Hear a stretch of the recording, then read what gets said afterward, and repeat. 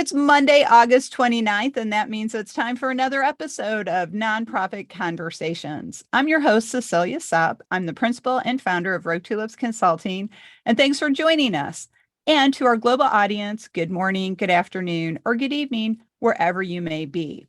Continuing our 2022 trend of new guests, we are really excited to have on David Borden from stopthedrugwar.org. David also happens to be a neighbor of mine, so we met through our community association. So nonprofit management and executives and pros are everywhere. David, welcome to the show, and why don't you tell us a little about yourself and say hello to the audience? Well, thanks for having me on. We're new neighbors. I became a first-time homeowner a couple of months ago, and I bought here. So I'm the founder of the group stopthedrugwar.org. That's, I guess, an informal or doing business as name that means more to more people than our legal corporate names, although some people still know us fondly by those. Our 501c4 is called Drug Reform Coordination Network. And our 501c3 is DRCnet Foundation. Of course, DRCnet is an abbreviation for the former, and everyone gets it wrong. It was my first mistake in advocacy, but we're still standing nonetheless. That's great. Well, isn't it all a learning process? And that's a great lead into our topic this week. David runs a C4 and a C3. And as we all know in the nonprofit profession, there's different rules for for lobbying and advocacy. We want to kind of stay away from campaigning if we're a C3 most of the time. But one of the things that David just alluded to is, his learning curve when he was starting out with a C4 and C3. So David, diving into the topic today, what were some of the initial things you learned when you started this group? On the C3, C4 combination. Well, when I started, we were, I guess we were what would be called an unincorporated association, and we at times received C3 funding through a friendly group that's larger than us and had their C3 status. Then a few years later, we formed the two corporations. And I did reading, works by guides, reports published by the group Alliance for Justice jumped out. I imagine many of your audience members are familiar with them. And I'm told the framework hasn't changed much since then, but I learned that a 501c3 corporation here in the U.S., donors can get a tax deduction, but it's either limited in how much it can spend on lobbying, influencing legislation, in the case of a publicly supported 501c3 nonprofit, which is a term that has to do with does one have diverse funding sources versus really one person or family or entity supporting it, and or if one is a private operating foundation, then one isn't supposed to do any lobbying. Whereas a 501c4, your donors won't get a tax deduction. Maybe they have some business purpose. I'm not really sure how that works. But you can do as much lobbying as you want. You can do some electioneering, some advocacy for candidates for office. But it's not supposed to be a primary function. We've been doing a lot of work the last several years on the human rights situation in the Philippines. Mhm. And so we were involved in democracy, rule of law efforts now. And we have people to work with, collaborate with in that sphere. So, David, you just outlined several of the programs that you work on through your C4 and C3. So, what are some of the specific C4 programs, C4 programs, and then some of your specific C3s? And do you ever see sometimes that you have a conflict or you're walking too close to one line or the other line when you're doing your programming? Well, I don't feel that we've necessarily faced such a conflict. I can imagine it. I think anyone who runs a C3 especially should be very careful. Uh, Perhaps we've avoided conflicts by overcompensating and paying for more things in our C4 than, or more of them than we necessarily have to. For example, and this relates to our C4, but our C3 has a program of publishing a drug policy reform newsletter in depth. We've been doing that since 1997. When election time comes around, we write about what candidates are saying, what people in office who happen to be candidates are doing. And well, there was a ruling some years back, maybe 2014, from the IRS, which made it easier to step over the line and put 501c3 tax status at risk. And one of the factors is because we are an ideological organization that advocates single issue, we'd fall in that category. Really, it's a set of issues, but it is organized around a single issue theme. Based on that issue, one could interpret our reporting as implying favor for one candidate or another. And so our newsletter is different in that respect from publications that deal with lots of different issues, where in which one candidate might be better on one, but worse on another. So we, for a long time, and in most years still, we decided to put all of our web properties and our email lists legally in the hands of our 501c4. Because if the C4 publishes something that crosses a line that the C3 isn't supposed to, we only have to show that the C3 didn't pay for that and didn't pay for distributing that. The C3 did not take the action of distributing this content that may or may not have been meant to influence who people vote for, but was found to have done so. In some years recently, we've used some C3 money to pay for distribution of the C3 content, honestly, because we had to, and I was told by a source I regard as credible that that's actually a good idea. So our C4, one of its programs is the distribution of this newsletter that primarily has content produced by a 501c3, which happens to be our 501c3. We advocate legislatively on issues. There's one right now. We're involved in marijuana policy reform.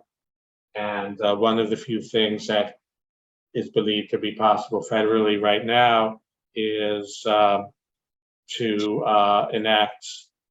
make banking access federally legal for state legalized marijuana businesses. A few years ago, that wouldn't have been controversial. Turns out today there are groups and individuals, many of them my friends, who I disagree on this, who are saying banking should not be passed until some other things that relate both to banking and to social justice measures can be passed at the same time. As my approach is, this is a worker safety issue. We're seeing people getting shot and killed over the cash. And so we're doing some work, have done some work analyzing a big eruption of these robberies in Washington State, which the community there happened to have been tracking, and provides an opportunity to put some actual numbers into this. And that's a program of our C4. If I had to, I could segment some of that out into our 501c3, the purely analytical part. Right. Seems a little safer to me to keep. I just realized that was upon the legislation. It's called safe banking. That's interesting. I had not heard about the safe banking legislation, but it sounds like, so with your group, you're doing a lot of coordination between both the C4 and the C3, and you're being very careful and thoughtful about which group does what. But what your group does, it sounds like it's just a single issue, but you obviously are not a single issue group, because you're looking at safety issues in society. You're looking at the opportunity to be able to use a bank account if you're doing certain kinds of work. You also had mentioned earlier that you're watching the world stage as well. So this is a great example of how a C4 and C3 can work together to take a single issue and make it more than a single issue. So you said you're a single issue organization. I would say, no, I don't think so. It sounds like you're way more than a single issue.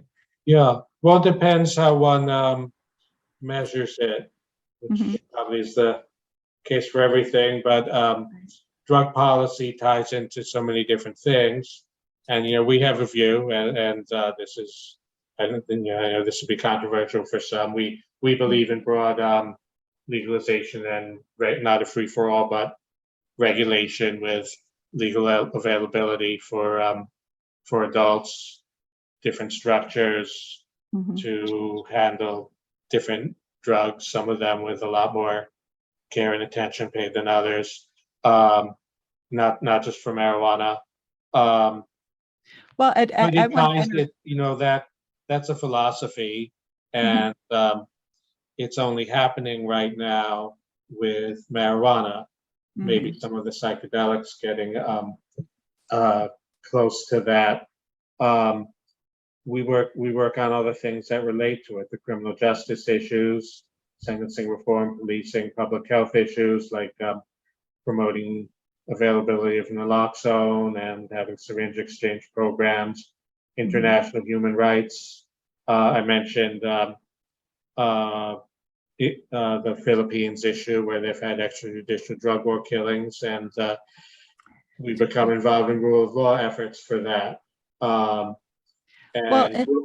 Growing up, what you're saying, I'd like to interject here what you're saying about, different societal management of different kinds of drugs. So we're kind of working toward that with marijuana. A lot of different states let you do it. But when you look at Northern Europe, they seem to have figured it out. They kind of treat it like alcohol and cigarettes in the United States. And I remember years ago, they wanted to stop drug tourism. And so they changed the rules again. So it's an always evolving thing. And when we look at the history of drug use in the United States, Coca-Cola used to have cocaine in it. That's why it's called Coca-Cola. 7-Up had amphetamines in it. That's why it's called 7-Up, because it lifted you up. And then when you look at the severe damage that Prohibition did over a 10-year period with all of the gang wars and things, and those are, historical examples of what you're trying to work on today, both in our country and globally. And I think that shows the reach and the impact that C4s and C3s can have, not just in our country, but around the world. Part of something one has to be very careful about with the 501c3, as you mentioned, is not to do anything related to an election for public office. Mm-hmm. Can get involved in a initiative or referendum that's considered lobbying. If you're publicly supported, you can be involved in that as a C3 to some extent. Not anything at all for a candidate. And the standard, I think I talked about this with respect to the newsletter, take any action and send any communication that supports a candidate, even if you didn't intend to, but it falls under that category. You could lose your C3 status, and you certainly can be fined. And so having the C4, the C4 can do some election activity. It's not supposed to be a primary activity that's often abused. We never did any until a couple of years ago, but growing from our work on the Philippines, which has become a larger rule of law concept, there was an event we wanted to do, and maybe there were ways to justify a C3 doing it based on the history of the program, involvement in certain issues that well predated election season, but it didn't seem safe to do so for a C3. And so our C4 for the first time did an event that specifically was election related, and but also had this programmatic motivation, was legitimate from either side. So having a C4, we did that, and I carefully allocated time to make sure we could defend that if we had to, that the C3 didn't do that work. So that's something that's there. It opened the opportunity, even though in the entire prior 23 years of the C4, there have been no electoral activity to report at all. And I consider it as a kind of a safe harbor too, that you make sure we're spending enough in our C4 that if anything is paying for certain things with our C4, that if anything is said to have crossed the line, well, hopefully we can rightfully say that our C4 did that, so it didn't cross a line. Well, and it's hard to believe we're at the end of our episode already, because I feel like we have just scratched the surface of what you do with your C4 and your C3. You do good work that helps a lot of different people. So your thoughtfulness about which organization does what activity is a great example for everybody to look to, because you're thoughtful about it and you're careful about it. And that's what we need to do to protect our nonprofit status. So since we're at the end of the episode, David, it's been great having you on. I so appreciate you're so passionate about what you're doing and help so many people. And I hope you'll come back in a future episode. What would be the one thing we like to ask our guest? What is the one thought you would like our audience to take away today? And then if they wanted to follow up with you and maybe talk with you about C4, C3 coordination, or maybe learn more about what you do at stopthedrugwar.org, how can they get in touch? Well, they're at our website, stopthedrugwar.org. The contact form sends email to me, or people can write me directly at Borden at drcnet.org. With drug policy, I would say something to think about if one hasn't already. There's so many areas where the structure of our drug policy, in my opinion, the prohibitionist structure, drives some really serious problems and pushes other areas of policy to extremes that violate rights and cause all kinds of harms. And so one doesn't have to think that drugs are good or have any interest in using them. I've never used any of them myself. To see this as an important issue, and even people who don't agree on our ultimate interpretation about doing some form of legalization, I'd say, if you look at what we're saying, at a minimum, you will find reasons you agree with that motivate our beliefs, and you'll find ways that we can work together.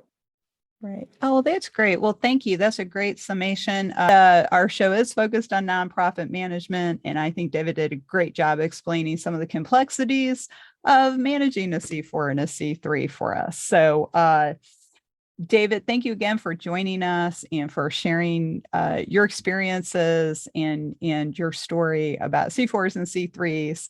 And we'll definitely have you back next season to talk about who knows what, because you could talk about a lot of things. But we have to go rogue for now. Thanks for joining us, everybody. We are taking Labor Day week off, September 5th. That's here in the United States for our global audience. We take a day off to celebrate all of the workers and all the hard work we all do. So we'll be back the next week, September 12th, with our quarterly wellness episode with Fern Carbonell. But for now, we're going to go. Thanks. If you'd like to learn more about Rogue Tulips, check out our website, roguetulips.com, and see how we can help you bloom outside the box. If you're a current CAE or a current CAE candidate and you're looking for information on how to join a study group or take a course to earn some credits, check out our education program, the 501c League, at the 501cleague.net. On behalf of David and myself, thanks for joining us. Bye.